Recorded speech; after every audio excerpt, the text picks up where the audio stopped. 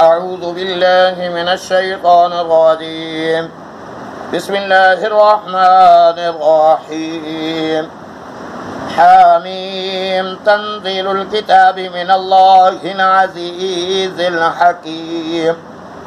ما خلقنا السماوات والأرض وما بينهما إلا بالحق وأجل مسمى والذين كفروا عما أنذروا معرضون.